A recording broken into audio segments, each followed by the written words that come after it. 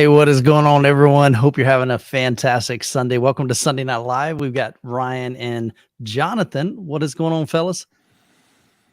I'm getting ready to go to Florida for a CD of Tech Summit tomorrow, so that's what's Heck going on yeah, with man. me. So that is it Monday and Tuesday or just Tuesday? It's Tuesday and Thursday. Okay. So it's Tuesday in Tampa and then Thursday in Fort Lauderdale. Yeah. You're just going to the one or both? No, we're doing both. Okay. Yeah. Super cool. Do y'all So I have got a about booth there? We're going to be with Barco Mm, at both of the locations. very nice. Do So y'all it'll be have a lot of fun. an actual room set up and you're partnering with them? No idea. He's just like, I'm just gonna show up and have some fun, I have man. no idea. That's over mine. I get there, I set up, they tell me where I need to be, and I make it happen. That's There you about go. it. That's as far as I go or no. Yeah, I'll be honest, man. I'm really glad that we are finally doing live shows. Um, you know, it was different, that whole 2 year of Zoom calls and stuff that was really difficult, Mhm. and I think just missing that interaction, that face to face, building relationships, hanging out with people, talking about the stuff we're passionate about. Mhm. That's hard to replicate. So I'm really grateful for that. So super cool, guys. If you're just popping in, we will jump into questions in a little bit. So make sure you drop any questions that you have in the chat. We'll star those, and near the end of the show, we will get to those questions. We'll say hi to some folks in the chat in just a minute. The topic for tonight, what we'll start off with, is what are you unwilling to compromise in your home theater? So when you build out your home theater, let us know in the comments, like, what is maybe the one thing or the two things that you just absolutely were like, nope, I'm going all in on this thing. I'm not going to make any compromises. I'm not going to take any shortcuts. I want to make sure that this is done right. Or maybe it was that one product that you just really had to have in your home theater. So let us know in the chat. Would love to hear Well, your I also want to hear experience. when somebody made a compromise that they maybe thought that they was That's going to actually work out, and they were like, okay. my gut's telling me I shouldn't, Okay. but I make the compromise anyway, and how that turned out for you. I would like Sure. to hear about that too. Absolutely, man. So we'll say hi to some folks in the chat. We've got one big kid. Good to see you. Actually, let me flip over here. This is a little bit easier to see. Yeah, that's a lot easier. So we got one big kid. Talent, what's going on? Oprah Winfrey, good to see you. Chris is in the house. Jed, All Tech. Siphonics, what's going on, brother? K-Man, Thomas, Splatman, Mike's in the house. Frank, Chris, couple more. All right. Well, let's jump right into it, man. Let me pull this back up. I think we got to start with Jonathan's journey.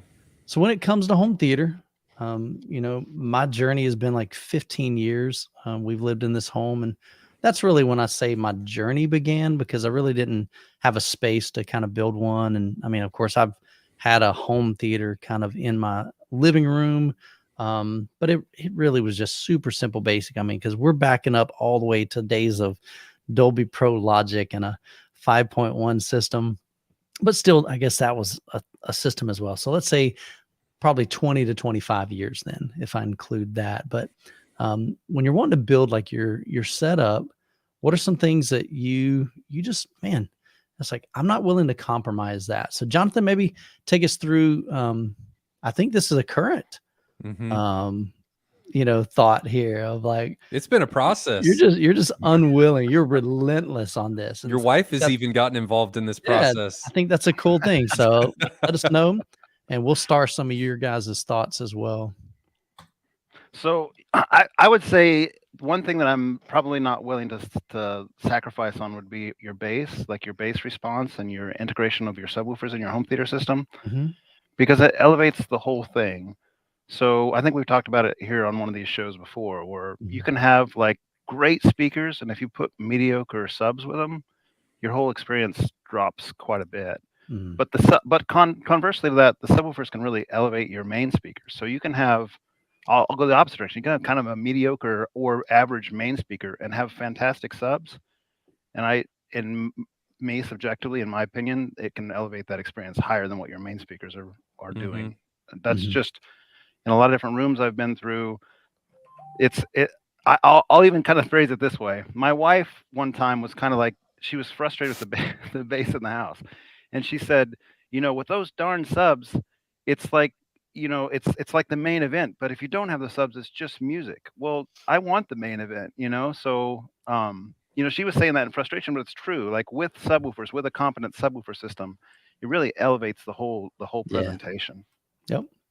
So along with that same mindset, I wouldn't go without like a calibrated mic, and we've talked about that on here before. Like if you took away everything I had, the very first thing I'd want again is a calibrated mic, because that allows you to set up your entire system from scratch, like knowing what you're doing, and you don't have to. Let me put this another way. You don't even have to really know what you're doing when you buy a calibrated mic. It helps you figure things out. That's pretty cool. Yeah. Just playing with it, you'll learn a lot. Sure. But what about the chairs? I can't figure my way out of a wet paper Because bag. it doesn't with seem those like chairs. you want to compromise on the chairs. It just seems like you know what you want, and there is no going a different direction. Oh man, I'm trying. You can see this new row back here. It's a set of secondhand chairs I picked up, and I've got them large right there. I've got them in center blocks right now, trying to figure out how high they need to be over the front line of chairs to see the screen, and they're not high enough yet. They're on like 8-inch center blocks, so they need to be taller than that. So are you going to have to raise your projector at all? No, I really can't because of that HVAC drop down. So this isn't probably end game. I'm just toying with them. In fact, I'm probably going to end up selling all the chairs in here and go a different route entirely. The couch. I'm really wishy-washy on it. Get you one of them big old comfy sacks, man. They're like, they fit like a beanbag thing. Yeah, man, big joker, man. Like I'm just imagining Jonathan's room now with a bunch of those comfy sacks everywhere, and that's it. That'd be good for the family. Yeah. All of a sudden, somebody's watching like Pacific Rim, and somebody picks them up and just smacks one of the other viewers. Immersion. That's that 4D experience, man. Yeah, but you do want a specific, like there is a seat that you really want. And we saw it at Nebraska Furniture Mart last week. I'll put it in the chat here. I so want this in the right color, and it's not the right color. So it's in our private chat. All right, let's go ahead and copy that. And I'll tell you why I like it. And Ryan sat on it, and my buddy Sheldon sat on it. We went out there Thanksgiving week because we both had some time off. And these are really low, right? Nice. So you can build a riser. The headrest comes up kind of like a spoiler on a fancy sports car. It does look better in person, guys. It doesn't look like just a bunch of marshmallows jammed together. I promise you. So they're extra size chairs. You could probably, for most people, you could fit 2 people on each one of those chairs. They're bigger than they look. And that's when that spoiler's down, if you will. I'm going to call it a spoiler. I don't know what the right thing is. A headrest, basically. When that spoiler is down, you're going to have perfect acoustics from all your surround speakers, right? Because you can have your back row that could be down on your front row. If you just wanted to have the best sound, you could have it down. And if you want to be most comfortable, you just use your little electronic button and raise it up. That's a better picture of it, and that's it at NFM. Right here. Yeah, they're super plush and super comfortable. And if they were in black, I would buy a pair of those right now. And just I asked them, you can buy a straight line of them. You don't have to buy the whole curve thing. Okay. They got the cup holder, and you could buy 2 consoles and 3 chairs, and you'd have a straight line. I would have bought them. Sheldon said the same thing. I'd buy these right now if they're in black. So we all were like in love with these things, but they only make it in white leather. You know what we should do is we should just petition the dealer or the manufacturer and say, I'll bring them on as a dealer, and then see if they'll change the color for them. Like, man, we can sell the ever living crap out of these if you would just give us some black leather instead of just the white. Yeah. Hey, Kathy loves them. Oh, someone else see them familiar with them? Kathy, and down below the picture. Yeah, very good. Oh, does Kathy love it? Yeah, so I've been looking up on YouTube how you can recolor leather. My wife says no. Yeah, that because it you needed to get it professionally done. Yeah, and it's not cheap you're spending, to do that what way. is it, $4,000 or $5,000 for that set there, and then on top of that, you would be that'd be a lot, man. Well, you'd probably I think you said it was like $3,000 a set. If you did the straight rows, if you just do 3 chairs and 2 consoles, it was right at $3,000. So it'd be $6,000 for 2 rows, and they're big. I mean, like I say, they're big chairs.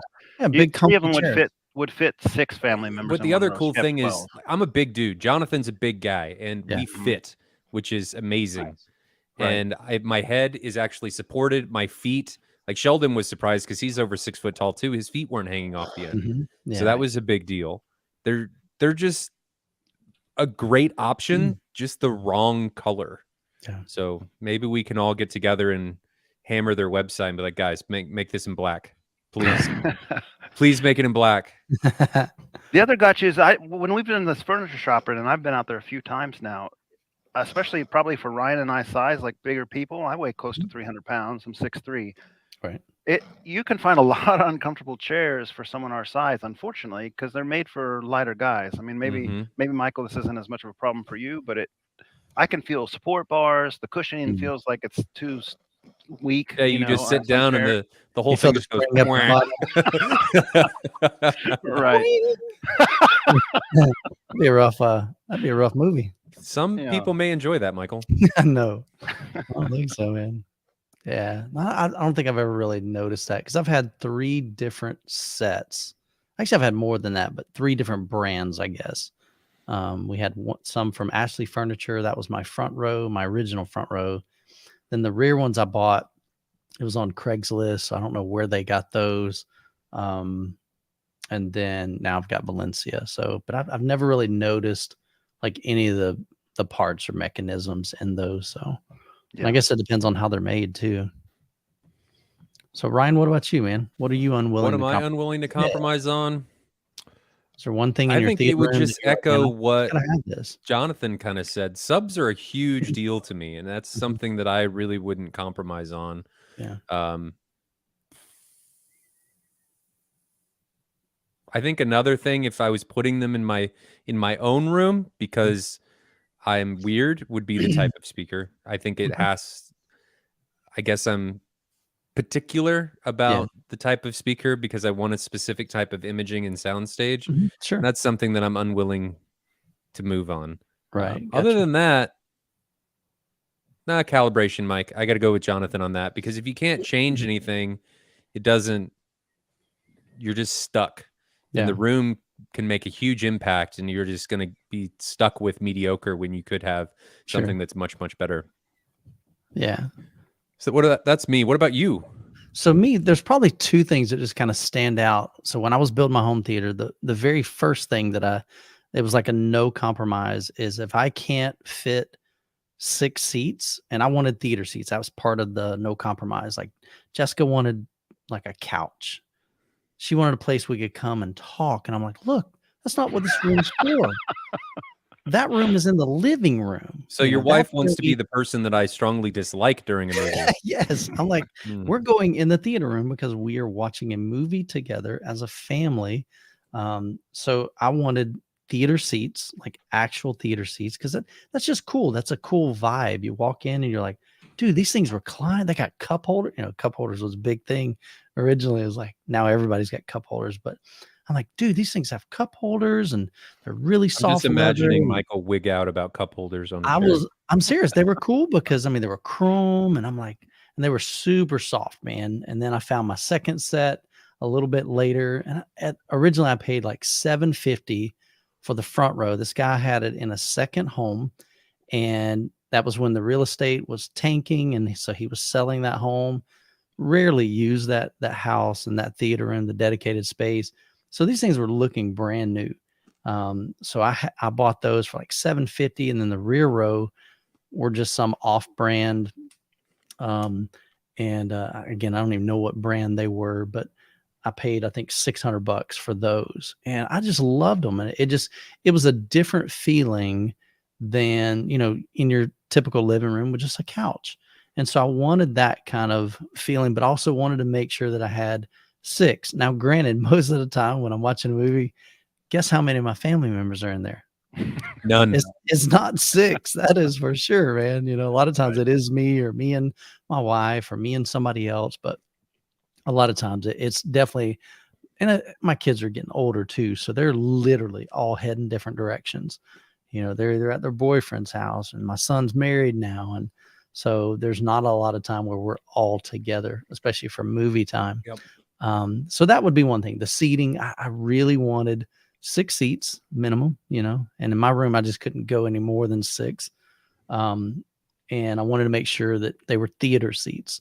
And so the second thing, now this was from the beginning too, I did a lot of debate on this, and that was the whole 16:9 or 2.35:1. which 2.35 was the kind of the standard back then. Now a lot of guys are even going wider. They're going 2.39, 2.4. But I have a 2.35 to 1 aspect ratio. And the biggest reason for that is I didn't just want a big TV.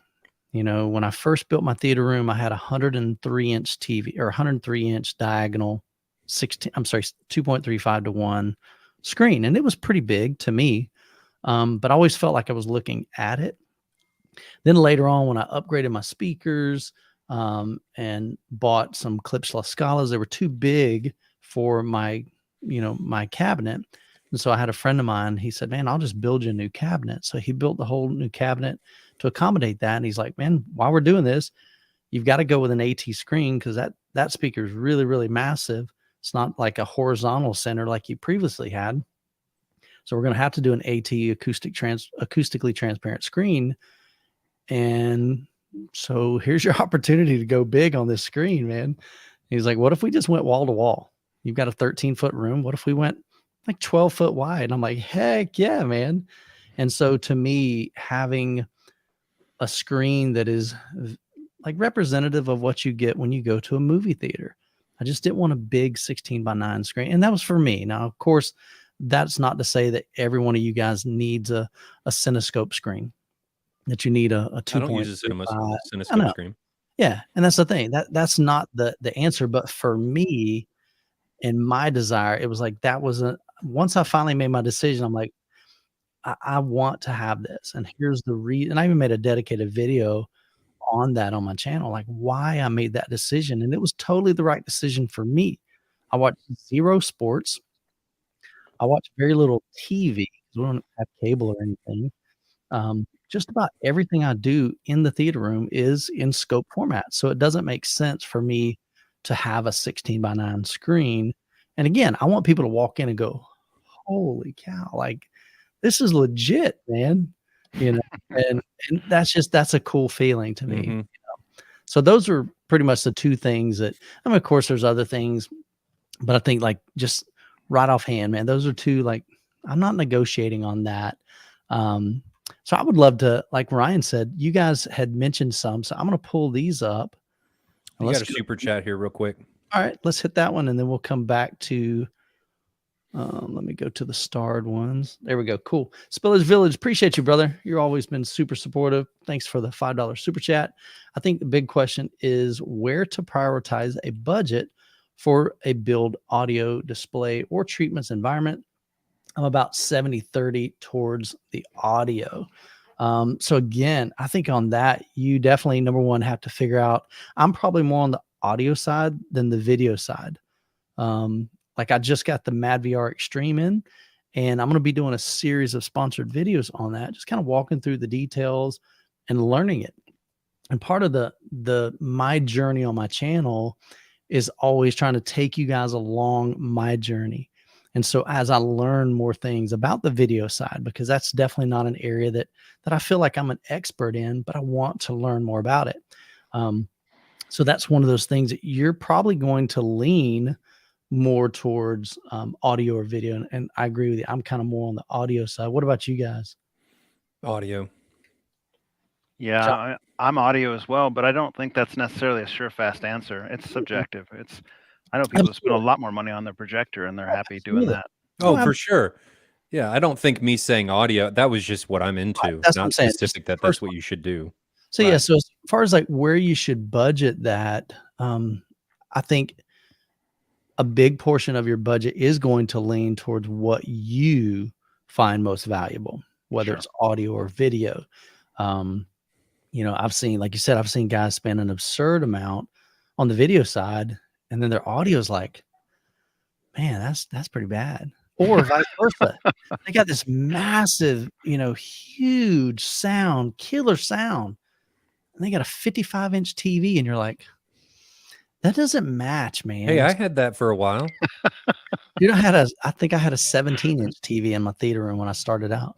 That's all I had, Well, I had a 65 next to my two JTR 4000s, and it made my 65 look like a 10-inch LCD monitor. Yeah. So it definitely didn't fit. I don't think it's necessarily even the amount that you spend in those areas, because definitely you can find some great deals. You mentioned room treatment. So that's one area that if you're halfway handy, you can build some. There are definitely some affordable options. Jonathan's got some very affordable options in his room. Pull it up. If you can see over his right shoulder, right back there, those are super affordable. I think you picked those up on eBay. Yeah, that's like $100 worth. It's not incredible spending, and Yeah. they work well. 3.5-inch dome. They absorb the higher frequencies, but eliminates a lot of echo, and it makes that room sound more open on that right side. Yeah, so there's definitely some things that you can do in your room that don't cost a whole lot, but again, I think it's going to be I will say this. There's two areas I would not absolutely recommend skimping on, and that is your subwoofer, which we talked about that. The reality is when you buy a cheap subwoofer, not talking about price, but just a cheaply made subwoofer, you're going to know it. When you're playing certain frequencies, when you're playing big, heavy bass scenes, it just physically is not going to be able to carry that load. You're going to hear it. It's going to distort. They bottom out. It's going to sound like trash, and you're not going to feel it. You may hear it, but you're not going to feel it. So I would highly recommend investing, even if it's used subs and you're able to save a lot of money that way, or build them yourself, whatever, but go with some subs that are capable. So absolutely. So subwoofers, and then also your center channel. It doesn't do you any good to have in a home theater phenomenal front, left, and right, and then you're like, man, I got to save some money, so I'm going to spend less on my center channel, when the vast majority of the content that comes through that theater is coming through that center channel. So I definitely would not skimp on that. So hope that answers your question. Let's go back to some of these. So these are some things that you guys said that you wouldn't compromise. First processor's on its way. Super cool. Congratulations to you, Mike. Trenov. So that is like on a lot of guys, like, man, if I could ever hit that, that'd be awesome. So congrats to you, Splatman. No compromise on placement. That's awesome. Unfortunately, not everybody's got an ideal room. And so sometimes you have to put speakers in a location that they're not ideal. I know even in my dedicated theater room, my side surrounds aren't as low as I would like for them to be. My rear surrounds are definitely not as low as they need to be, but I have a door that's there. So I had to go above that door. So definitely, if you can't, if you're able to not compromise on placement, man, that's phenomenal. That's awesome. Ryan says, I'm thinking about getting a Denon after it releases, but I first want to see how it reviews. That's super cool. Splatman says his 24s. So again, going to quality subwoofers, there's plenty of subwoofers there, lots of power, lots of dynamics. C. D. Wheeler says subwoofers all the way. So that's definitely a great area not to compromise. JVC laser worth the money. I would say on that's more of a question. Everybody's, is it worth it, is different. So you're going to have to do your own research and figure out, does the features that a laser do the features that JVC offers? Is that worth the spend for you? A couple more here. Frank says, oh man, let me come back to that. I'm going to keep that. I was trying to, some of these were coming in as questions and responses to that question. I'm trying to keep it all topical, at least right now, and then we can come back to it. So Splatman says acoustic treatments. So again, definitely you can never go wrong in that effort and not compromising when it comes to acoustic treatment, theater size. If you're building, so that's pretty cool, especially if you're building, because guess what? You get kind of one shot at this thing. Now, technically, could you make it bigger later on? You could go chirpy and dig a hole in your basement. The crazy thing about that is, all right, it's expensive to build, especially even right now in our economy, but to rebuild or to add on or to, like, man, I really should have been another 5 feet wider. That's a whole lot easier and a whole lot cheaper in the build stage and the design stage than it is after the fact. Well, yes, there are a lot of steps to the learning process, and you're going to make mistakes. The key here is to not hate yourself and then hate the theater for making those mistakes. Exactly. It's all a journey. You just got to make the best of what you have. Yeah. All right. So David says when building his room, he didn't want to compromise on the room acoustics, spent the time and the money up front once, the whole buy once, cry once kind of thing.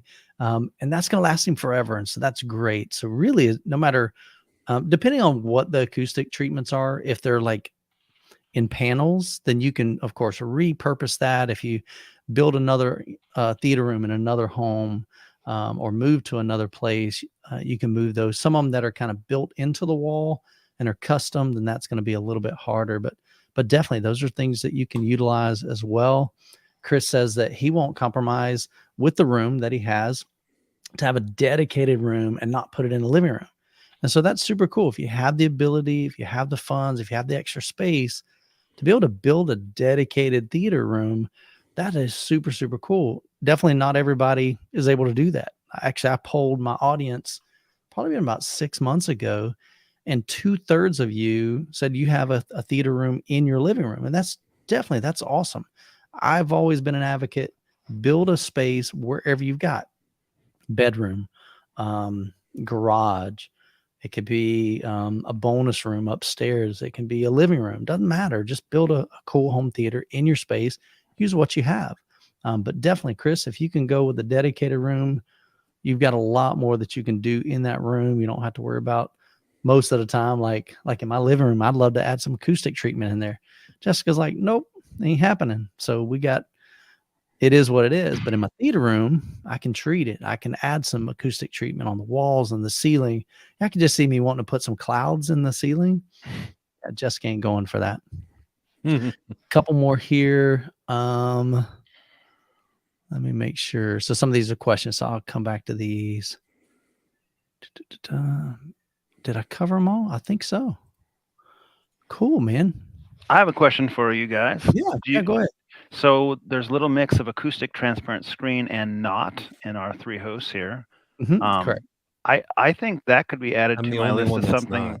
that I would want to keep in a future theater build. Okay. But is it absolutely necessary? No. Yeah. Ryan's theater is quite enjoyable without one. Absolutely. Yeah.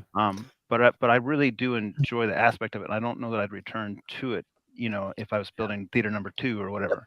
I'm with you. Now, part of Ryan's setup too, Ryan, you have, for the most part, you've got one row of seating. I mean, you do have a bar behind, but if you had like standard seating, like what you've got in your setup, Jonathan, I think your setup would be harder for that front center channel because it's so low to the ground. Now you've elevated that rear seat. I just think that's going to put a big difference between what they're seeing and where they're hearing that. So a lot of it does depend on just your application. And in Ryan's setup, it works great, But yeah, I'm with you, man. Once I went to an acoustic transparent screen, my previous screen was mounted way stinking up top. Let me see if I can pull up a picture here. I haven't really, you guys have always seen like what I call my new theater, which it's been here for a long time, but watch this. Let me find this thing's crazy. Well, while Michael's trying to find that, Jonathan, what is something that you did compromise on that you regret? My biggest regret in this room right now is that my ceilings aren't taller. I really do wish that I had taller ceilings, but that's a move. I can't. Yeah, that's a limitation of your room. Yeah. Yeah. But let's say like you were going and you were buying something for your theater, speakers, treatments.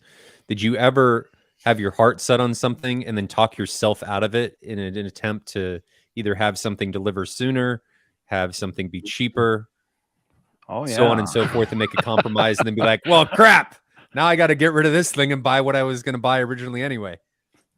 Yes, plenty of times over the course of about 20 years in this hobby, I've done stuff like that. And even in car audio stuff, you end up buying things because you think they'd be cool, and then it doesn't work out or doesn't sound as good as what you had. That's happened to me plenty of times. I remember very specifically one time I had a couple, like I had 10s in my car. I had 12s in my car.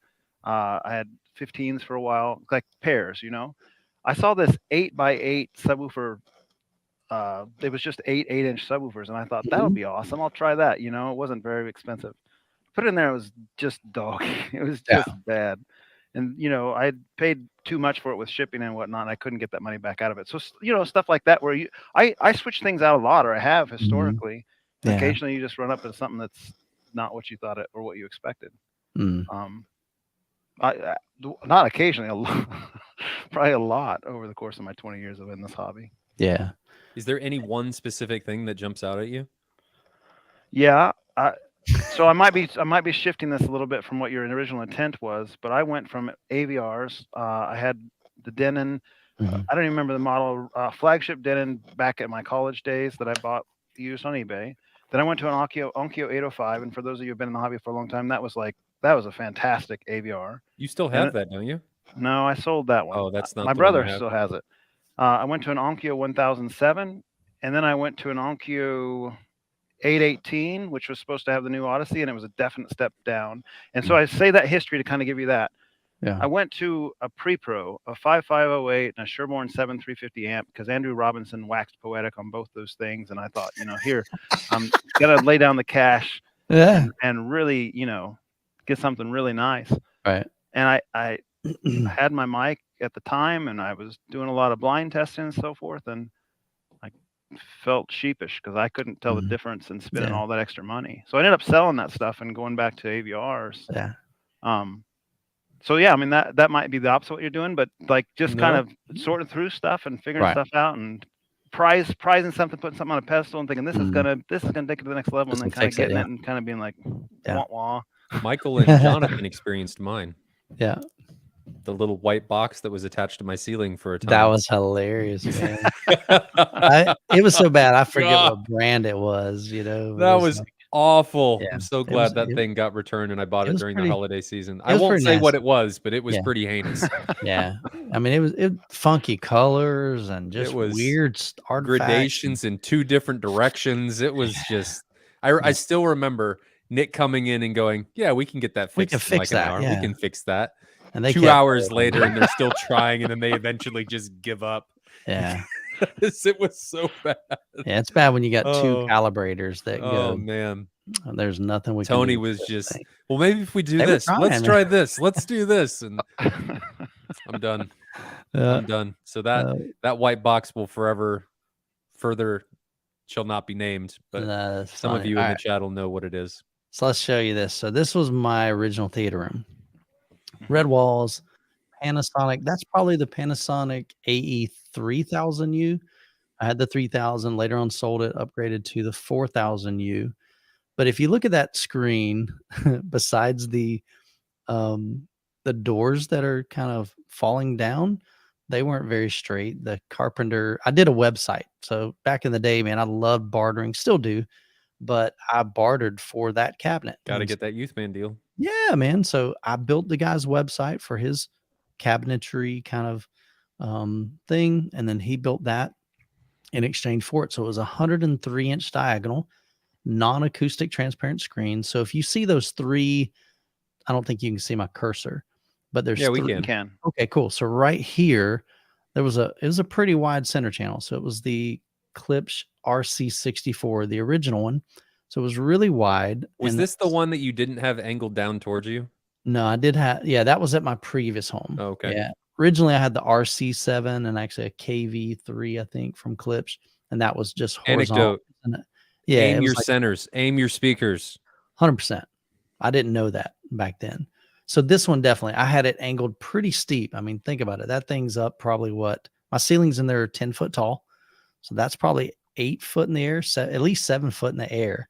And so the angle of that joker was pretty steep, but I made sure that it was right at that front. Oh, these are my front 3 theater seats that I was telling you about.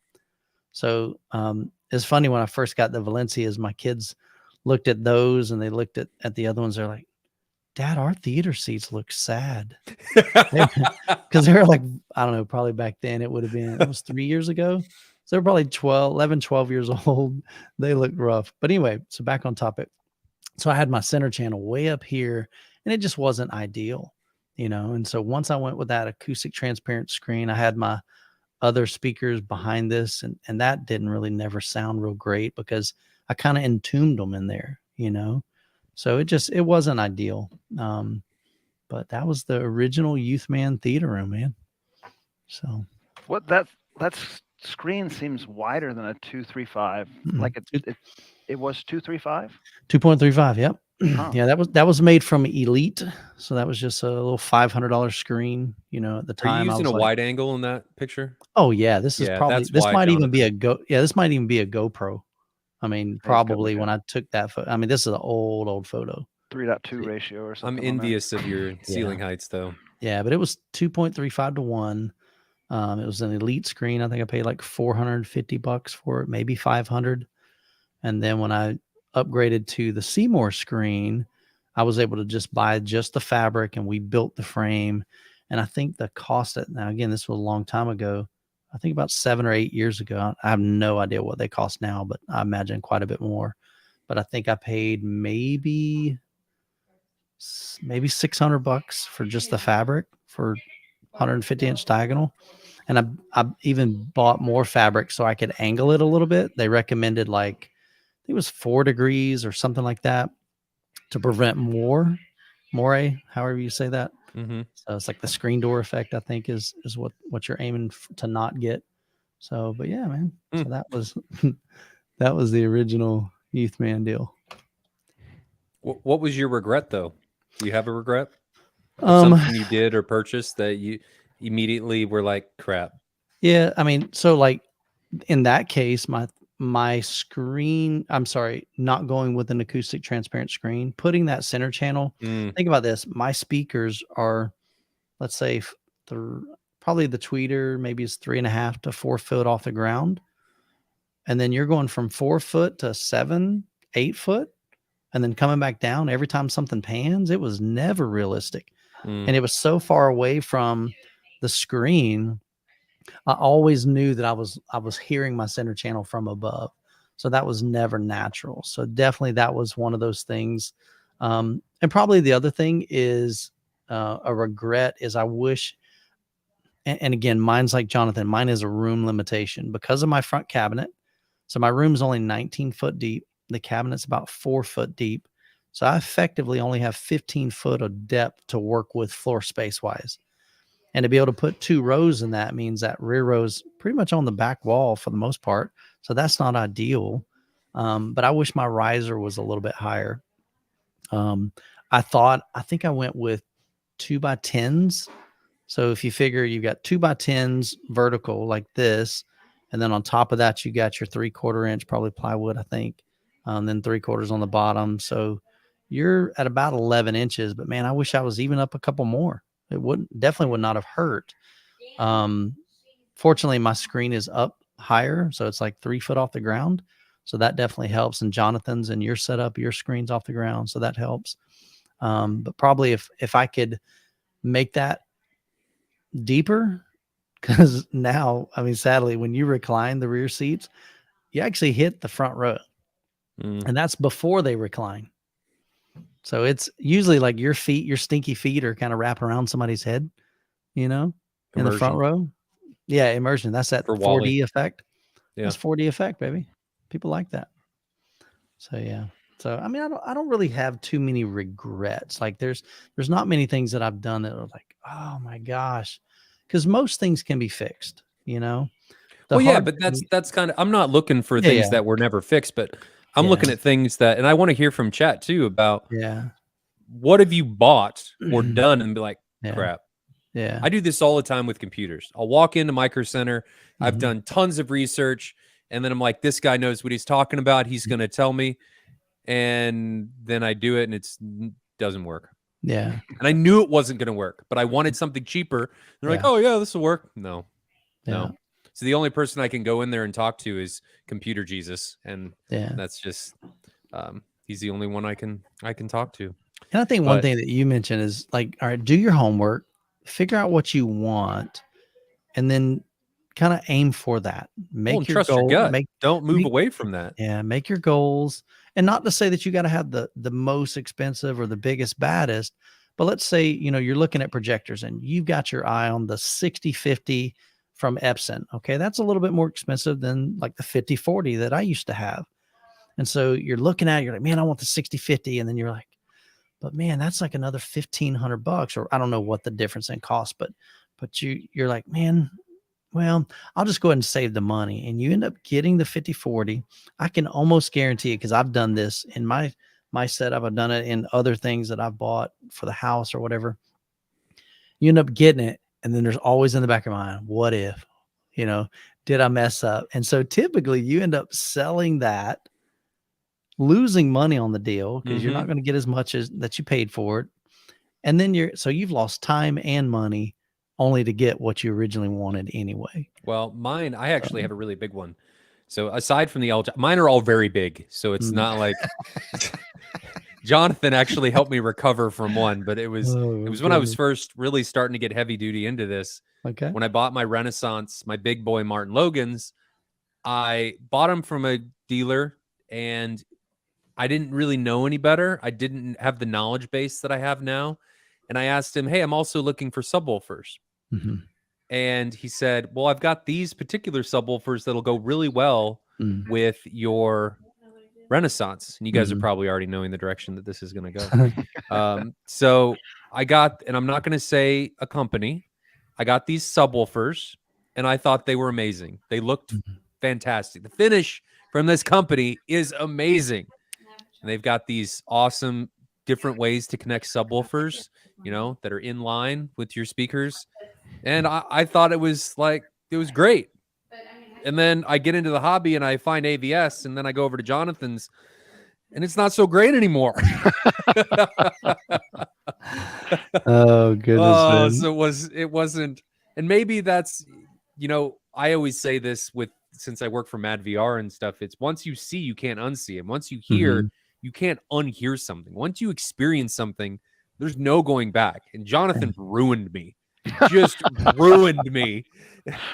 And my wife was not happy about this situation because she already thought that the subs I had were enormous. Sure. And then I ended up buying 2 subs that were probably triple the size each of those subs. And so they were in the living room originally. Yes. So it's so fantastic. Yes. Yeah. So that was probably, and that came down to me knowing what I wanted. Sure. I knew what I wanted. I was looking at originally Rhythmic subs, and I probably would have been happy with Rhythmic, like the big boy Rhythmics, the F16 or whatever it was, the still is, and it probably would have been a phenomenal sub. And I was looking at 2 of those, then I allowed myself to get swayed. And I, you know, in a way, I'm glad that the journey happened because it was a big learning moment. And I ended up getting end game subs that I don't know that I would have had if I hadn't gone down that path. If I had the Rhythmics, I don't know. I don't know. But that's one that I'll never forget. I can guarantee that. Still remember sitting down in Jonathan's basement for the first time and turning something on and me looking around, just going, "Well, mine doesn't do that." That's awesome. That's funny. Oh, so that's another one of my big ones. I have plenty. Yeah, and that's the thing. I mean, this thing's a journey. I mean, the reality is, and hopefully the content that we provide, the live streams that we have, the conversations that we have, hopefully some of this will help you save some money. Hopefully this will help you save some headache because we're sharing as a community. You know, those of you in the chat are saying, you know, I've tried this, it didn't work out. And here's a better way. Here's how to save that headache. And so hopefully, you know, some of these conversations will save you that frustration or that financial disappointment in going down a road that really just didn't pan out for you. Well, and that experience that I went and had at Jonathan's set me up with in-game subs. Like I don't have another direction that I want to go. There's no change that I need to make in that regard. So somebody said that doing M-Wave cost me a lot of money. Well, that's part of the experience part. And it's all in perspective in a way that maybe you think it cost you money, but maybe it saved you money because maybe you would have bought something, not have been happy with it, and then bought the other stuff anyway after you had the experience. Trying to make you feel better. Listen to this. Try to explain that. M-Wave saved you money. It saved you money. Somehow I'm not sure that one's going to fly. We should put that as our tagline. Come to M-Wave to save money next year. Save you money. That's hilarious, man. So super cool, man. All right, let's go and jump to some of you guys' questions. If you have questions, drop those in the chat. We'll get to as many as we can in the time that we have. So you can put those down there. So we will jump right into your questions. So Frank V, Michael, in one of your videos, you said your 2 favorite theaters were full JTR with D-Box. So that would have been Tony's. It's just a unique experience. Tony has not only just incredible sound, he had a beautiful image, large screen, but he's got Crosons. He's got, I think the only thing, he doesn't have near field, does he? Not yet. Yeah. I don't think Tony has that. We haven't swayed him on that yet. Yeah. So he doesn't have near field, but he's got D-Box and he's got this wind project. And it's just, I've never experienced something like with all of those pieces. It's just truly, truly unique. Absolutely phenomenal. And then there was another one you said in Doug's theater. Okay. So that one recently was over in the Philippines. Massive. Now the image wasn't like amazing. It was the sound.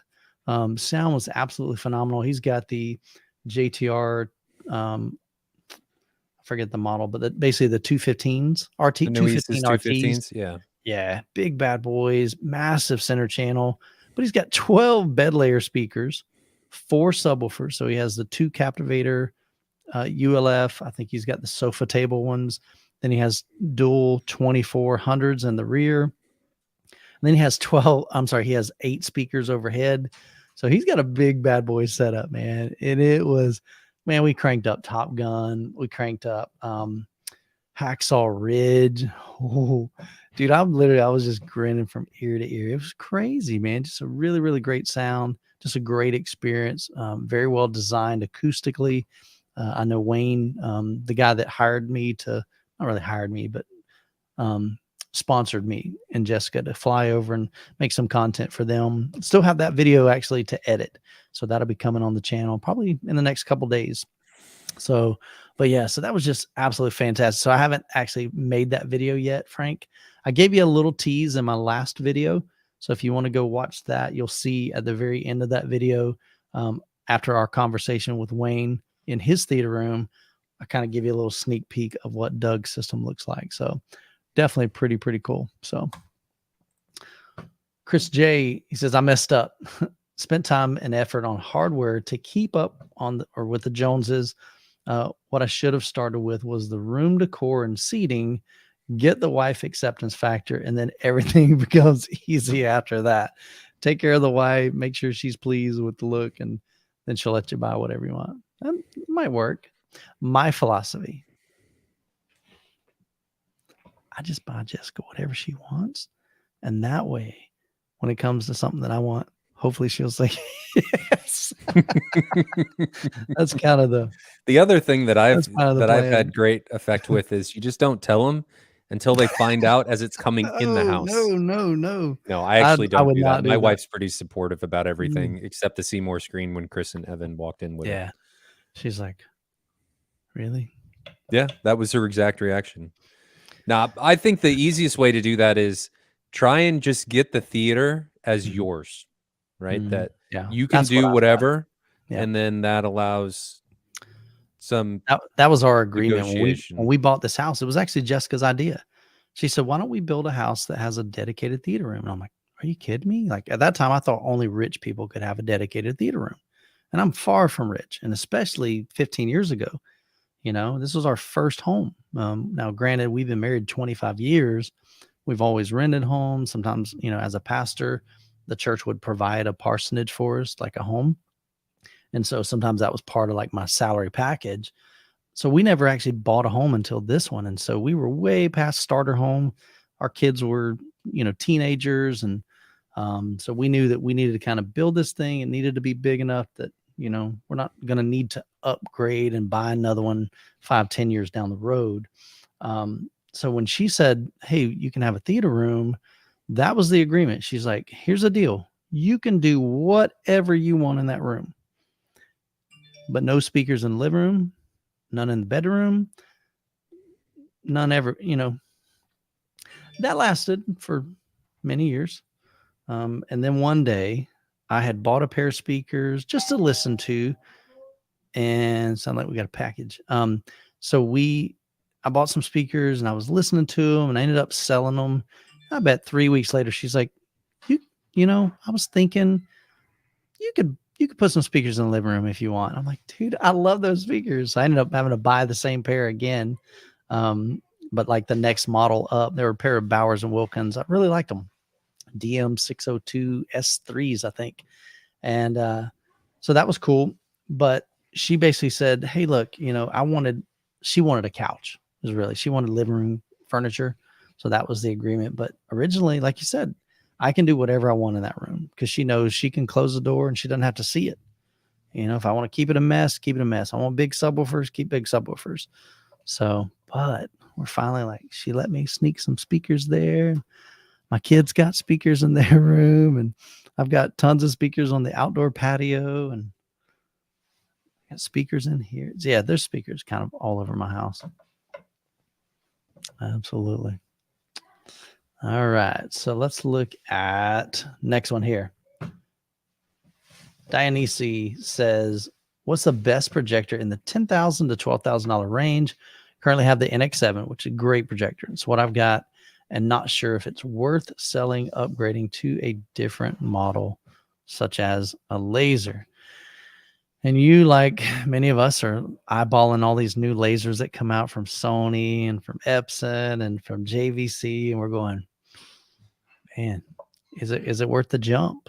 Nope. And so everybody's got to decide that. We put several of them side by side. Jonathan had the NZ7. He still has it. NZ7. I still have it. Oh, okay.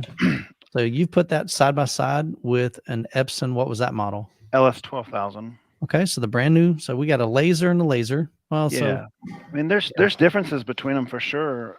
That price valuation is also so subjective. You can read people on both sides of that fence all day long on ABS forum, thread after thread. Yep. So I can't tell you what you appreciate, but I saw Ryan just nodding his head that it's probably not a worthwhile upgrade. I was shaking my head. I would tend to agree with that because I think there is a difference. I would say a minor improvement from the NX7, but I think you'd be better off waiting until next generation, quite frankly. And it's like skipping a generation. You already have great HDR tone mapping with the NX7. You probably are just buy a new bulb. If you're at the point where your dimness is starting to lay into that old bulb, just buy a new bulb and enjoy it for a few more years. Switch next gen. That'd be my advice. Yeah. There's not that much difference is bottom line. I don't think.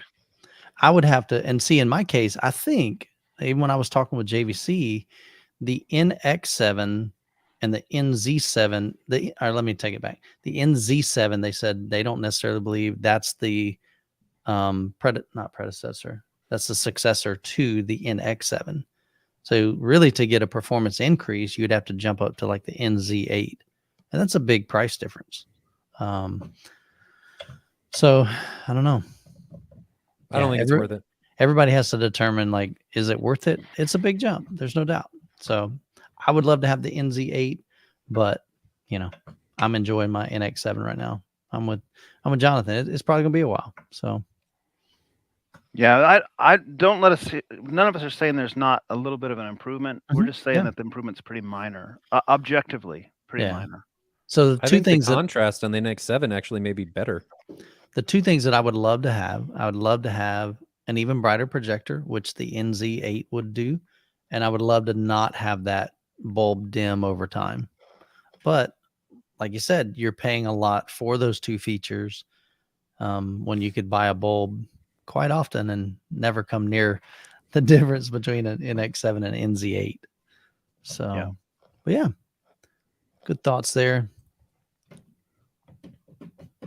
I don't even know how to pronounce that. Jar H guy.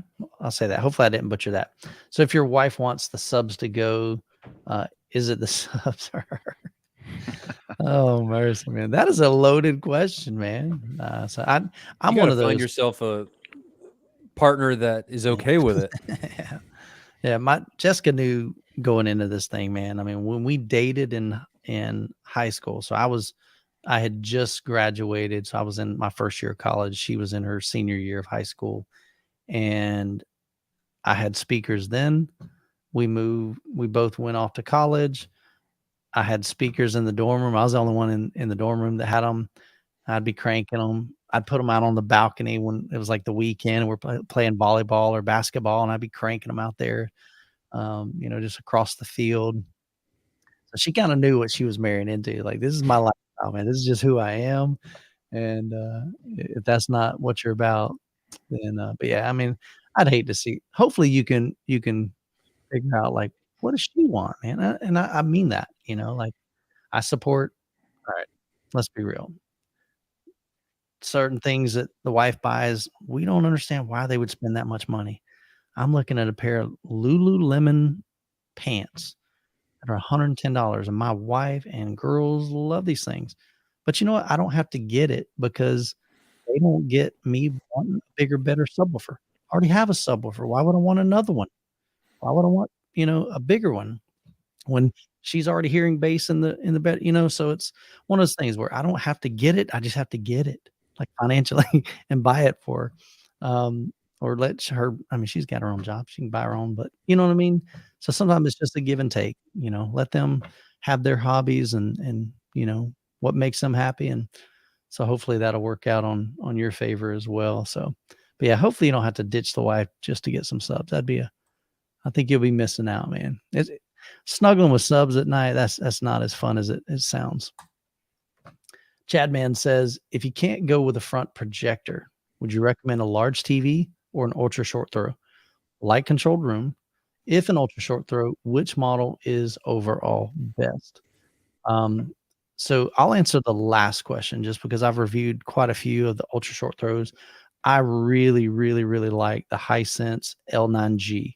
To me, that has the best picture quality, image quality, brightness. It's just fantastic. Ultra short throw projector. I think there's some newer models now, so I don't know how those compare, but that's just overall. That would be like, that's always been my go-to. If you've got the finances, this thing is a sweet ultra short throw. I love front projection though. I mean, you're talking with three guys that chose to put a projection in our setup in our home theaters. And I think there's something to say about immersion. That immersive experience you cannot get. I'm about to install an 85-inch TV in my living room, and it's going to be nice. It's going to be huge, but I guarantee it's not going to be the same immersiveness that I experienced in the theater room with a 150-inch. You just simply can't do that. So even with the ultra short throws, you can get, most of them will do minimum of 100-inch. A lot of them will do 120-inch, and we're seeing new ones come out that can handle up to 150-inch diagonal. They're super bright because they're, most of the time, the laser's maybe 7 inches from the wall. I take that back. I guess the rear of the unit's 7 inches. So you're probably talking a foot, maybe 2 foot from your wall. So it's definitely really bright. It's good for, in your case, you say you've got a light controlled room, so you don't necessarily need, that, to be super, super close. You can get a bright image from a rear projection, not rear projection, but one that's like a standard projector. You definitely can get a bright image from that. So I'm a fan, man, of projection. I just think it brings something that is different. The hard thing is if it's like in a living room, sometimes it's just not ideal to have a ceiling mount or a projector in the back wall.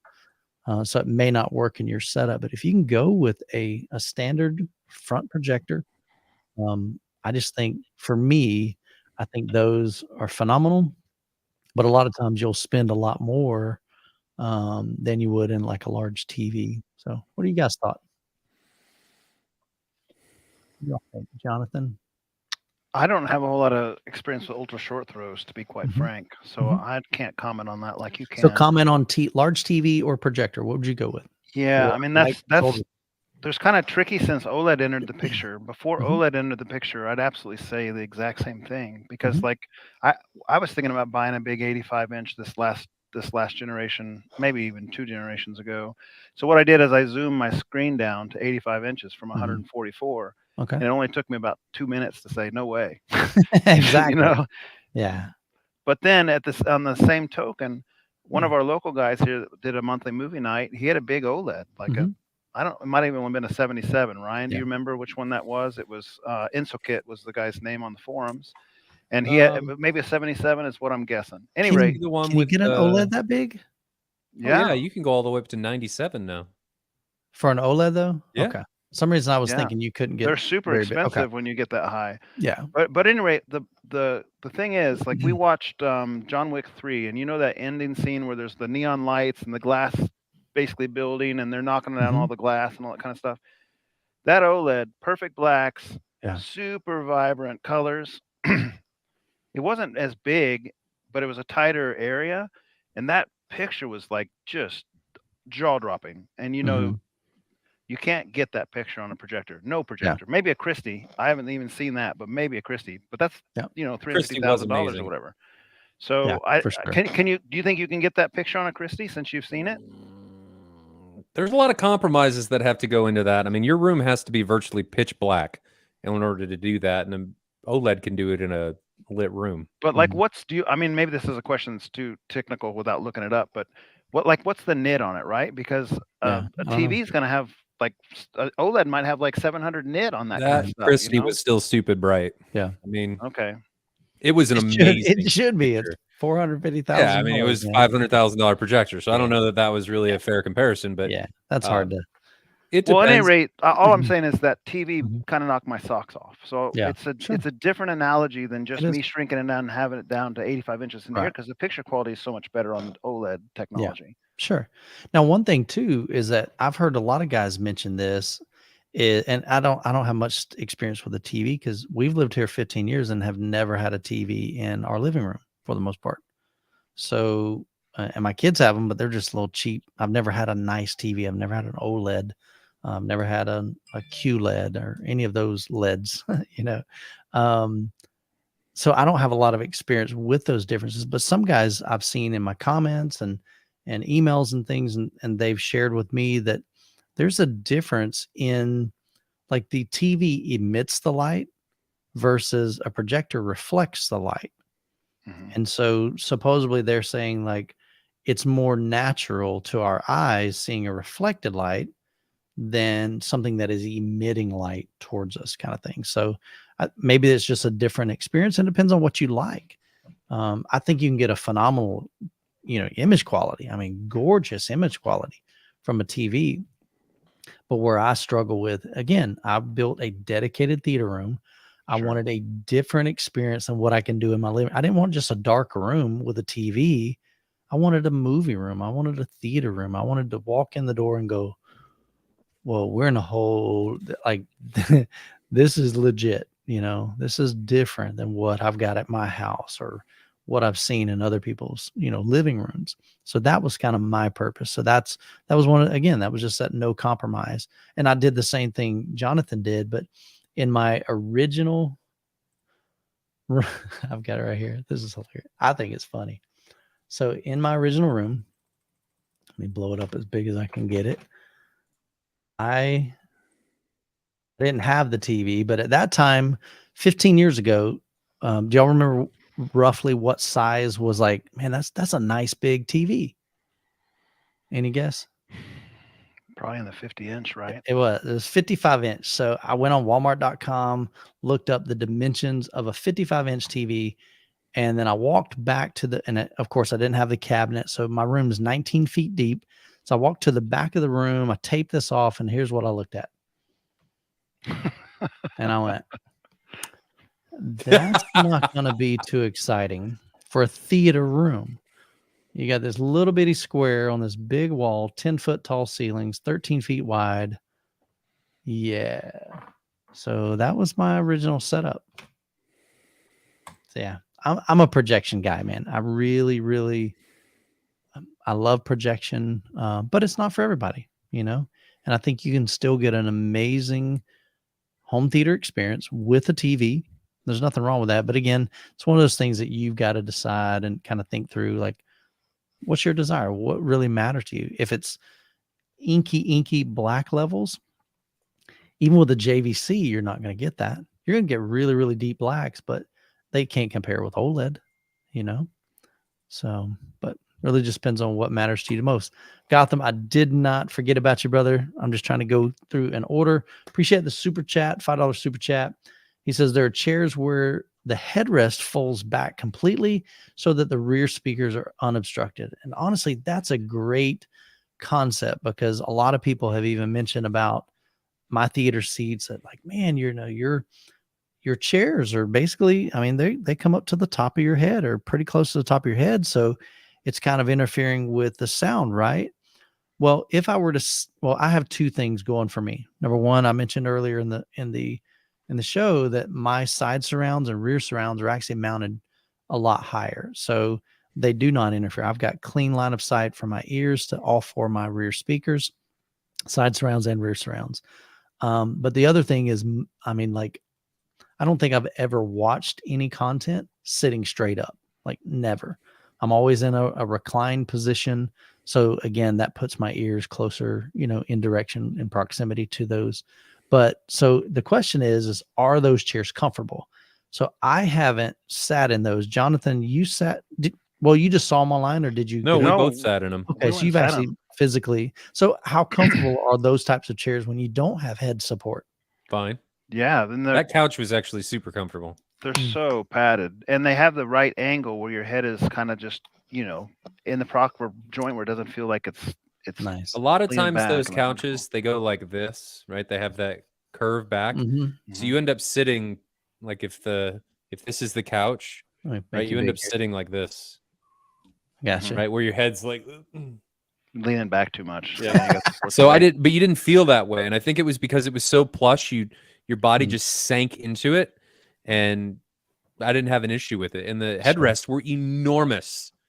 They were the whole back of the couch, and it was great. And they came up way, way far, which was fantastic.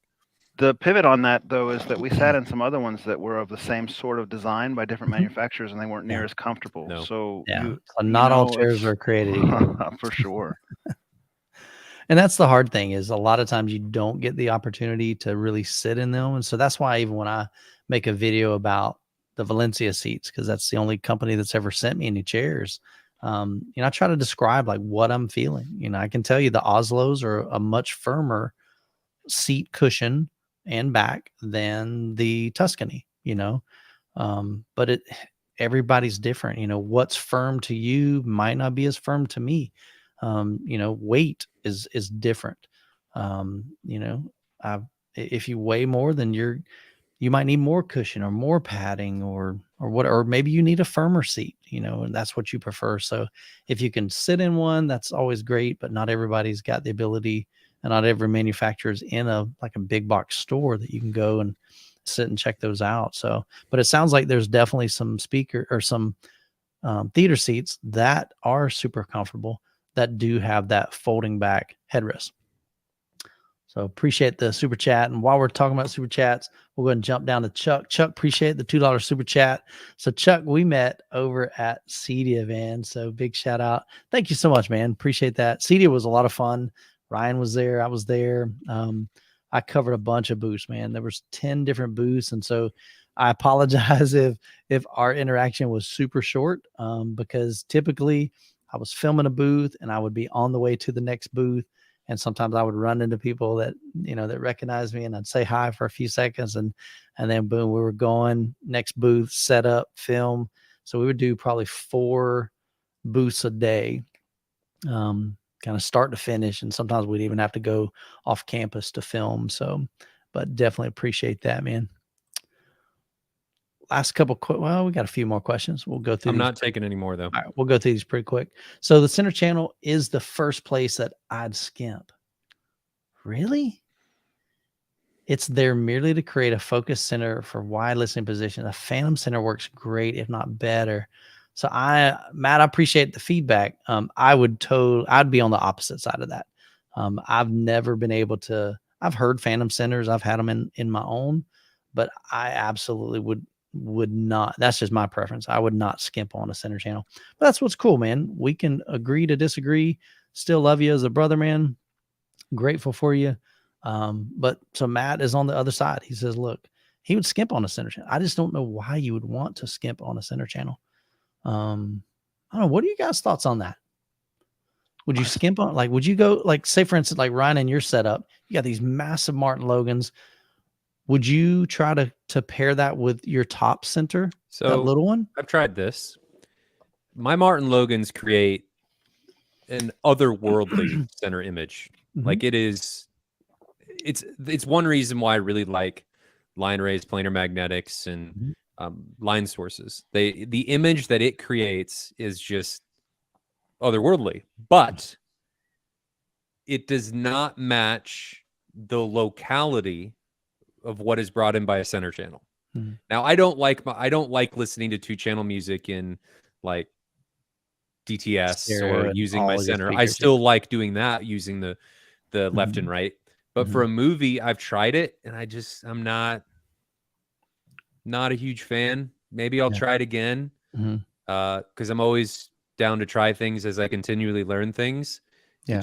I wasn't a fan of it Yeah. yet. Jonathan, not saying Matt's wrong. Could you, just wasn't could a you fan of do? it yet. Yeah. Could you do without a center channel in your setup?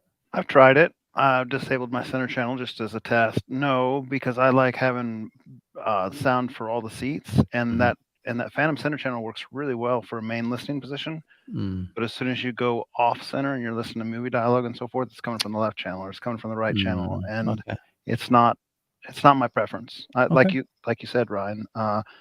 You can do it, and it's okay if you're in that center seat, but I wouldn't choose it myself. He's got a Martin Logan front stage. There you are. Yeah, well, that's cool though. And again, what's great about this hobby and our journey is we have to figure out like what works best for us, and if that works best for you, man, you save some money. You didn't have to buy a center channel. So definitely nothing wrong with that. So let's continue on here. Thomas, how do you place a projector if the studs are not aligned with the screen? Great question. The cool thing with most projectors nowadays is they do have what they call lens shift.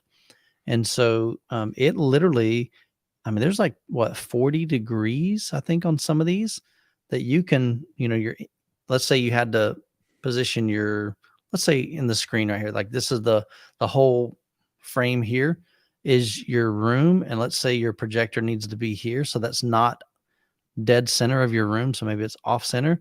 Cool thing is you can literally shift it over to the left. Right. So I guess it'd be this way and it'll fill, the screen. No problem. You can create some artifacts and stuff. You can, but like I said, if that is the only option, like you can't, I definitely would not recommend just some drywall anchors and hope it holds, Well, the easiest thing to do, there's two things you can do is you can either get a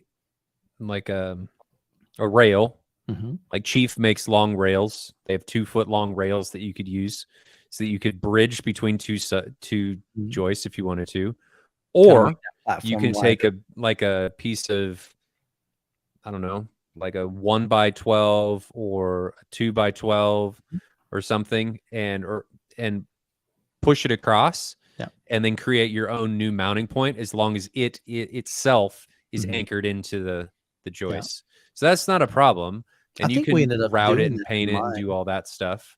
That's what I would do. Kind of like what you're saying. So in between your joists or in between your 2x4s up there, you're going to lay a couple of pieces down here, just one, screw into that so that that's your I would just take a 2x12 or like a 1x12 and have it like 2 feet long, and then screw it up into the ceiling into 2 joists or 3 if you can find enough, if the board's long enough for anchor points, and then attach the mount to that.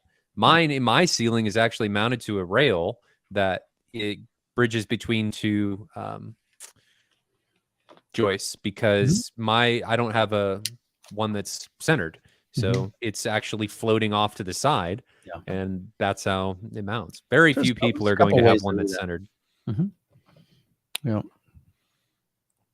Definitely some options there for you. So on calibrating, do you see weighting slow to calibrate?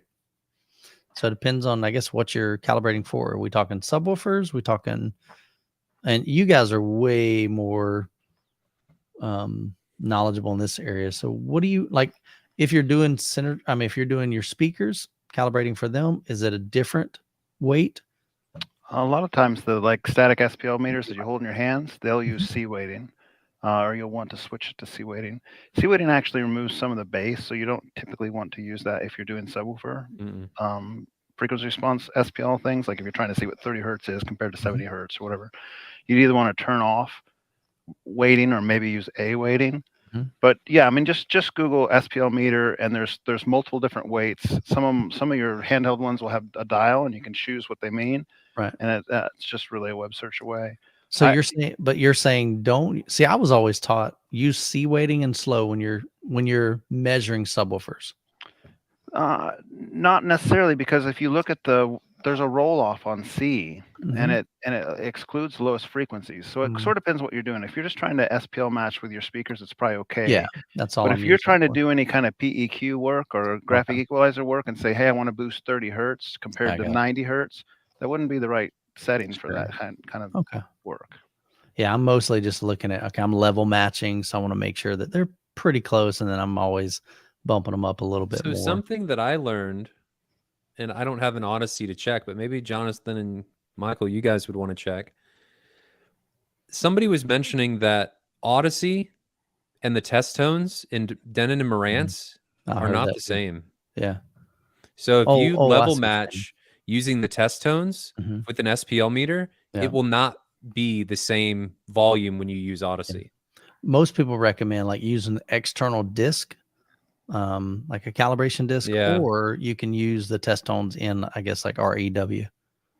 I've always found them to be pretty accurate with the Denons I've had. I haven't used any Marantz products, but I'll always check it. I'll run Odyssey, and I've run it many times. And then I'll check it afterwards, and it's within a dB on every channel usually. Odyssey does pretty well on that. And I'm using my Omni mic. Well, what I'm saying is if you were to change the volume using your SPL meter, or in the channel trims, it doesn't necessarily correlate. Is what somebody was saying that I was. It shouldn't be that way, Ryan. I would expect that the user's got a setup problem with that, because I mean, at least Denon and Marantz should behave the same. They're under the same umbrella, and I've done a lot of testing with that and stuff over the years. And I have no way to verify, so I don't think that's right. If you have a contact in that, if it's in Discord or something, I'd be happy to talk to him. Nope, it was just a YouTube video. Cool deal. Hopefully that helps, Thomas. So a couple more here. Ragnar says, I'm going flat panel over projector because I'm not willing to compromise on HDR picture quality. I can buy an 85-inch flat panel for $2,000 to match that picture quality with a projector. It's going to cost 10 times. So $20,000 to do an $2,000 85-inch. I'm not sure I agree with that, because I don't think you can buy an 85-inch OLED for $2,000. If you can, I want to know your contact, because I want to. He's getting a youth man deal on that. And I don't think that a regular TV, like a LED TV or LCD TV, matches what the JVC can do. So you're not wrong in the fact that it's going to be brighter, more, and that you're going to spend more on the projector. But you're not talking like huge differences like OLED versus projector. And a lot of HDR tone mapping on TVs is not good. And a lot of projectors is not good. Actually, we saw that at Audio Device Live. We were watching, we did at the Mad VR booth. So the tone, I don't know what TV it was, but the tone mapping in that thing was pretty bad. So, and maybe that's different than the HDR tone mapping, but that's HDR tone mapping. It didn't know how to handle that signal. It was like, I mean, Dolby Vision will do better, but it's all down to the display and what it's capable of, and most of them are not good. Yeah. Cool. Couple more. We'll go through these pretty quick. Listen to this. Have you thought about 50 JBL subs? Brian's doing that. I bet these guys have. It's actually happening in Kansas City. Brian I was laughing because he posted a picture of a UPS guy dropping him off, and he goes, "That was only the first load." Oh my God. Go back and get more. I have to cover his. He said he ordered like 30 or 40 showed up. Wow, that's insane. He's been having problems with his orbit shifters and his neighbors being able to hear it. So he's thinking that maybe he'll get a more controlled response using an SPA and not have to do what the orbit shifters are doing. Gotcha. So I'm really excited that it's happening and I don't have to do it. Yeah. I can just go over to Brian's and he'll have it. We'll have to film that one sometime next time I come up here. I'm excited about that. Sweet, man. Brian, what's the near field youth man is referring to? Great question, man. Separate system. So you guys go ahead and take the floor on that one. Near field is something that I experienced when I went to both Kansas City as well as the Wisconsin and Illinois tour. And I think it's super cool. Jonathan? Yeah, so there's a lot of different flavors of it, but the traditional sense and the one that I most enjoy is when you have the 18-inch sealed subwoofer or larger, 15 even probably would work, right up against the back of your chair. So the driver cone is facing directly into your back, as close to proximity as possible, and you time align it with like a mini DSP, maybe even your subwoofer channel if your AVR has fine enough adjustments, and it just feels so natural, and you get that tactile feel in spades from the cone driver displacement. It's just way different than having like what you would call an equivalent like a far field sub. Like my far field subs get my finger in the right spot up there against the front wall. I can have, I'll tell you this, as one of my tests when I was first putting up my room, I had 7 of those 18-inch drivers up against that front wall, and I put one just directly behind my seat, which see if I can move there. See how those are right behind my seat? Right there. So I had 7 up front and 1 right behind my seat. And when I was doing my testing back and forth, the one subwoofer, and they're all getting the same power. They're all getting like one side of an amp. iNuke 6000s. I have 4 iNuke 6000s. So each subwoofer is getting, one side of the amp.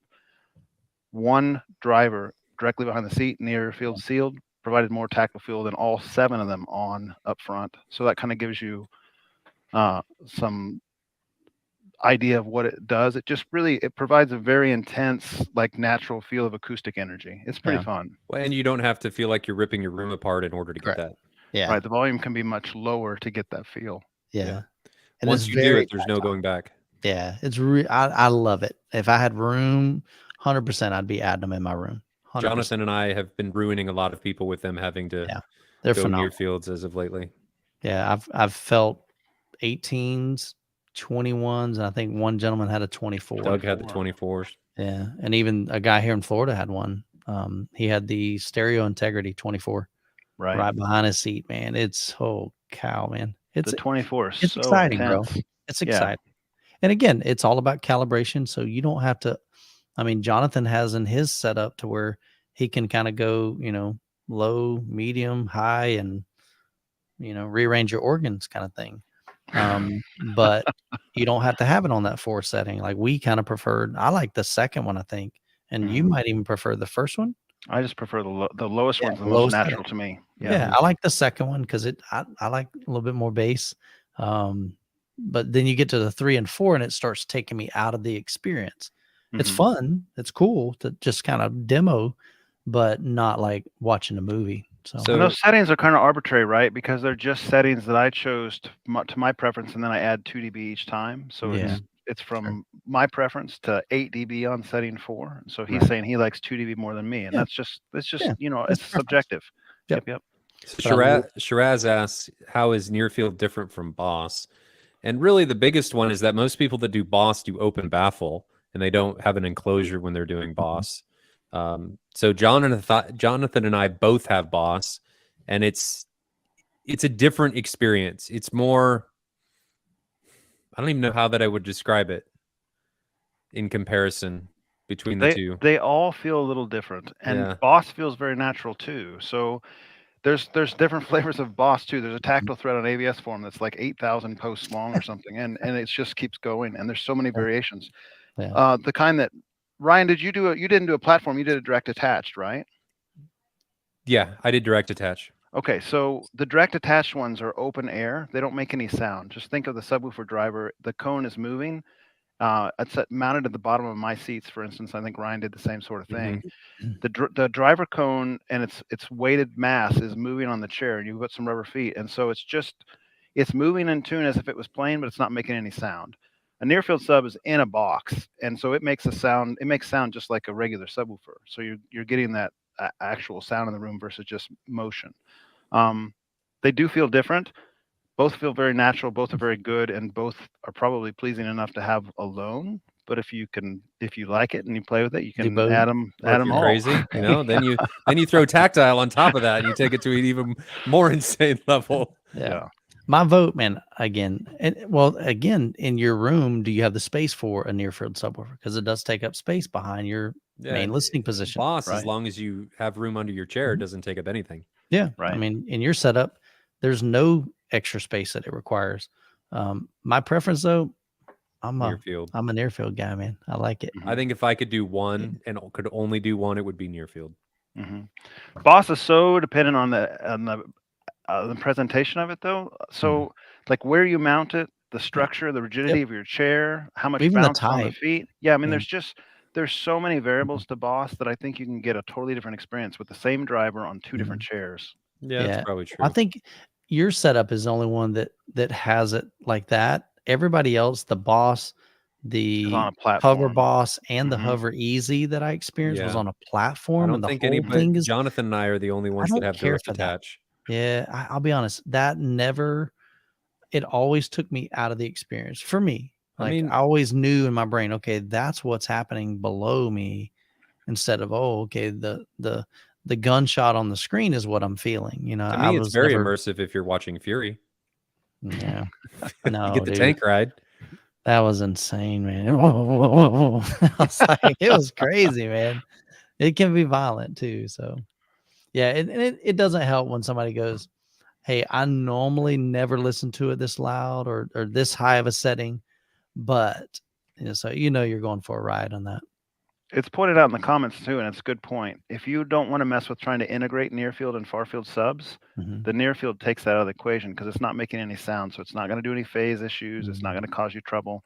You can dial it in without affecting your frequency response from your main subwoofers. So that aspect is nice, but it doesn't have to be bad. I mean, you can make your near field very much add to your overall far field sub experience. So if you want to take the time, the near field doesn't have to be a negative. Gotcha. Big Street Cinema. What is your opinion on the spec wars on subs? So many people are about how low and how loud you can play. Nothing about how good it sounds, how to integrate to the system, or dynamics of the subs. What are your thoughts on Spec that? wars.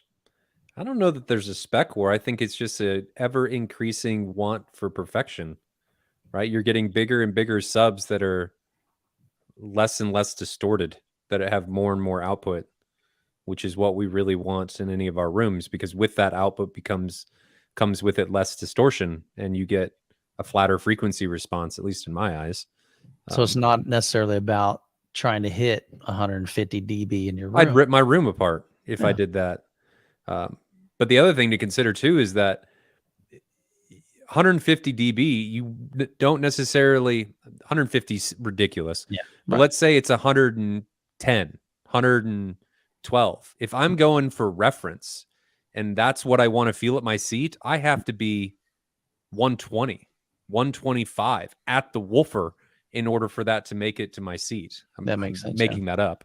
But you have to have, because it's going to fall off as it moves and as it gets to your main listening position. So you do need a tremendous amount of output depending on what volumes you're trying to get to.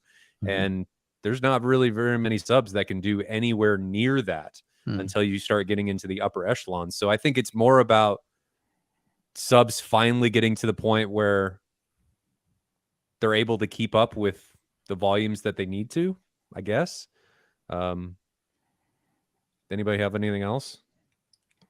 Yeah, I mean, I think I'm curious where Big Street Cinema is hanging out, that he's only hearing about like loud and low versus quality, because it seems like a lot of the forums that are on AVS where people are trying to they're trying to accompany it, I'm saying the wrong word, but incorporate all of these aspects. Like they want sound quality too. They don't.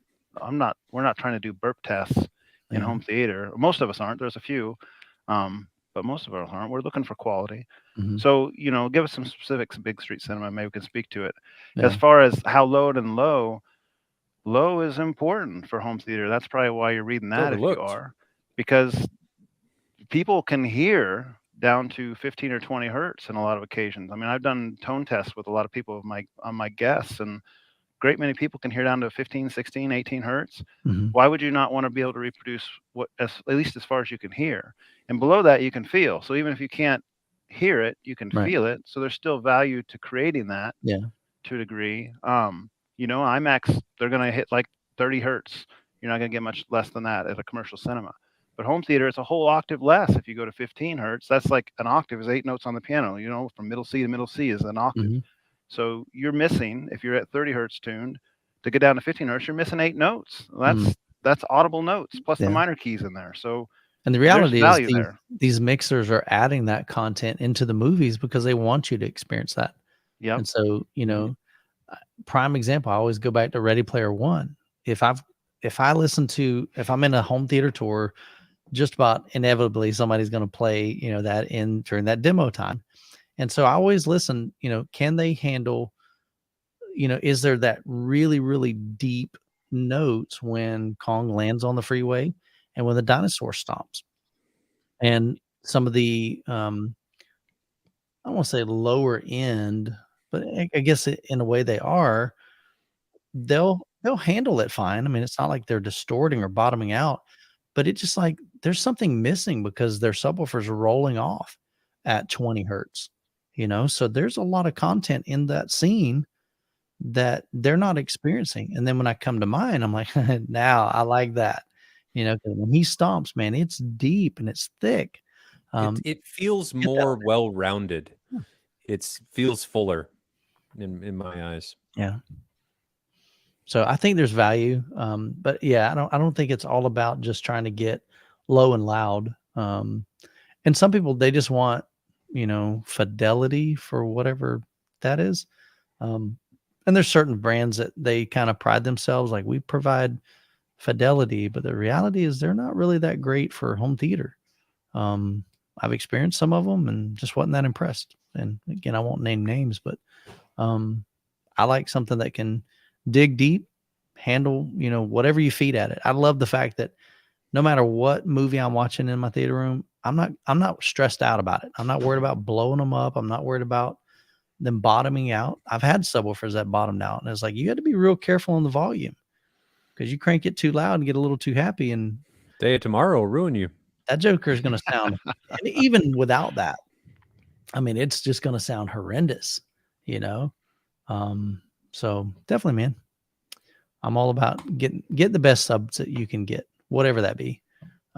Dirk says one of my first sub, an hour later after buying the sub, I got a bigger sub than the one I kept for my stereo setup. So he's talking about the earlier question of like, you know, what's one of your regrets? So yeah, I think we've all been there. It's like, man, I either need a bigger one or I need more of these. So 314 Carpenter says, have y'all tried giving Hobie Seacrest a shout? Heard he's interested in giving and ask me any question style interview. I'm trying to figure out what I think is what he's trying to say. So is he saying, have we asked Hobie to come on the show? No, he's saying we should. Okay. Yeah. I've communicated with Hobie.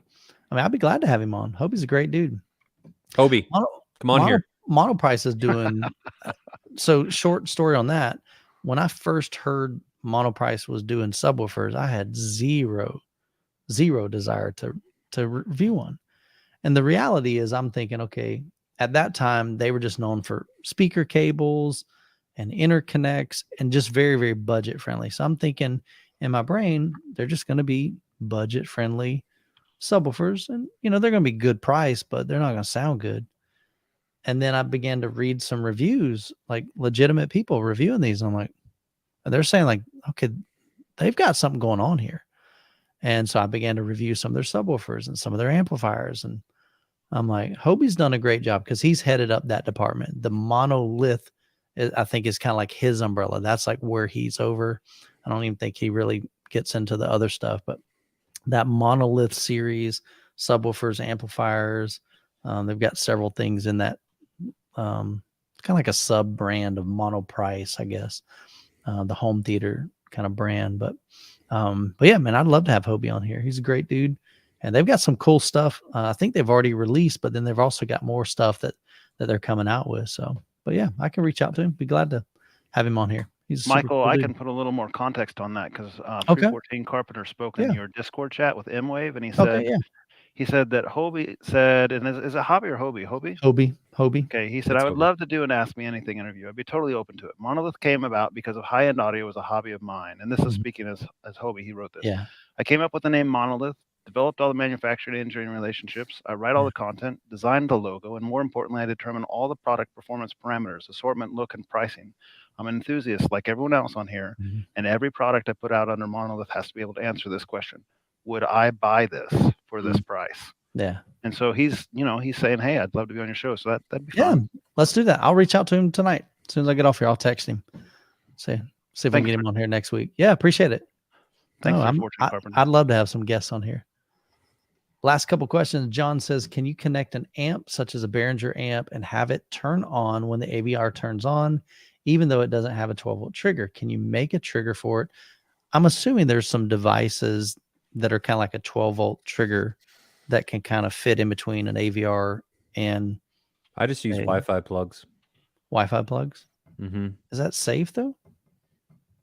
Oh yeah. Yeah. Okay. Amazon sells them, like for Echo, and probably Google would as well. But I'm just wondering, like the amount of power coming through. Oh yeah, they're 15 amp switches or 12 amp switches, depending. Okay, yeah. We're fine. That's not. And all I do is I have through Siri. I just tell Siri to power on X devices, and then she also ties into my Harmony Hub. These would work. Yeah, I bought these the other day. Yeah, exactly. These things. These are not sponsored, and I bought these. The amps just stay on. The amps just stay on, and then the plug kicks on, and the amp turns on. Makes sense. Yeah. There are options on Amazon too that use a 12-volt trigger instead of using your Alexa device, and they're probably like $20 or $30. There's several of them. If you just search for 12 volts, 12-volt outlet, you'll find it. And then there's also, I was trying to find it real quick, and I don't know if I'll find it in time, but on ABS Forum, there's an electrical engineer that wrote a do-it-yourself guide on how to make your own, and I built one of his and use it with my Behringer amps. And so you can just do it yourself for probably $15 in parts, and they work great. I've had mine for about 8 years, and it's going strong. See if I can find that and put it in chat. Okay. Is Neural X the same as Oro 3D? No. Just a different format. Yeah, it's a different audio format. They are not the same.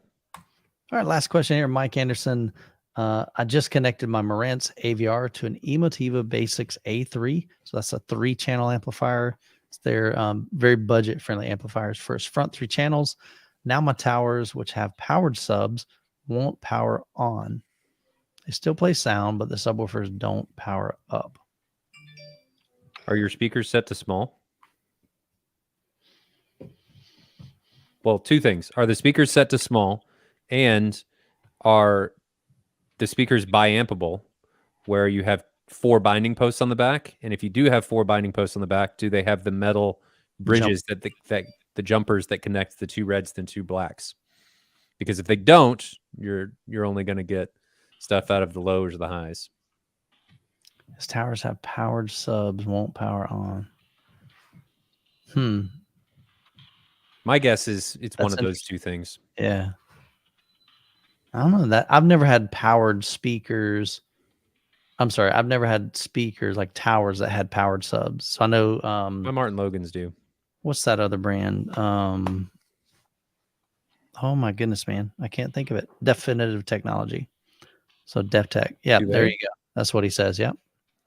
He just posted it. Let me go back here to live. Check in your Marantz and see if they're set to small. BP 920s, 9020s. Another guy. You want them set to small, but that may be why you think they're not on. Hey, Mike, also I'd recommend reach out to Kyle from Life of Bliss on his channel. You probably can go to his About page on YouTube and get his email address. Just shoot him an email. He actually, I believe, I know he reviewed the 9020s, and I know that he has power amplifiers in his setup. So he might be able to be a great resource for you as well. So, all right, let's see. So you've got another URL here. Yeah, that one is the question that was asked about the do-it-yourself 12-volt switch. Okay. That's that NOTNYT from ABS Forum, and he's got all the parts you need listed. You just buy what he recommends and hooks it up like he shows, and it's a long thread showing how people doing it successfully. Just drop that in the chat. 15 or 20 bucks worth of parts. There you go. Well, and Chris says weird a Behringer doesn't have a 12-volt considering it's a copy of the QSC. The QSCs require a what connector do they need, Jonathan? I'm skimping on it. Phoenix? Are you talking connector? Because I have a couple QSCs and they don't have a normal 12 volt. You need a Phoenix connector to be able to do it, which you can get. They can be kind of hard to find though. You're just talking about bare wire. That's what Phoenix is. I assume you're talking about bare wire. Yeah. I think that's it. We went cool. 40 minutes long. Yeah, I was trying, Jonathan. That's fine. And I've always told Jonathan, look, dude, anytime, man, if you got to go, you need to bounce, just say, hey guys, I'm on a jet, and we are totally cool with that. Don't ever feel like, oh gosh, man, I gotta stay on here, because me and Ryan, we can go.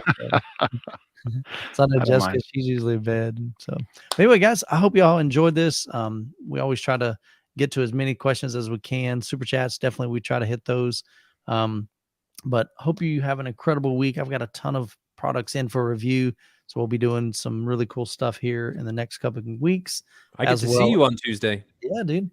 So I'll be down there in Tampa, and if you guys are in the Tampa area, what is the name of that? It's Cedia, not Tech Expo. Summit. I don't think it's up. I don't think it's open to the public though. Okay. It's dealers only. Okay. So they just invited me. So. All right, man. Well, we're going to wrap it up. Hope y'all have a great week. Jonathan, as always, love having you on here. Yeah, thanks, Ryan, Jonathan. I appreciate it. If you guys need any gear for your home theaters, definitely reach out to Ryan at ascendav.net. Happy to help. Definitely hook you up with pricing and availability, and just help you walk through like what he shared earlier about, should you buy this? He's going to give you his true opinion. And if it means that he's not going to make a sale on it, then so be it. I mean, it's not about that. So that's one thing that I love and appreciate about Ryan, is he's an enthusiast at heart, and that's really what he's about. And so he just wants to make that experience the best that he can, and provide accurate information, and not feed you some bull. Is that pretty accurate? Yeah, I think you got it. All right, guys. Well, y'all have a great week. I'm going to go enjoy my grandbaby tomorrow. I've seen him like every day since he's come home from the hospital, man. So grandparenthood is awesome. And I'll leave you guys with this. This was my, I showed these guys earlier. Man, why does this thing show me like all of these notifications? I'd love to actually show you without 1,000 notifications. Clear all. Oh my goodness. There we go. That's my little peanut right there, man. He's awesome. That is Roman. He's 5 days old, so we're going to go visit him tomorrow. For you, man. All right, brother. Y'all have a great week. God bless. We'll catch you in the next one.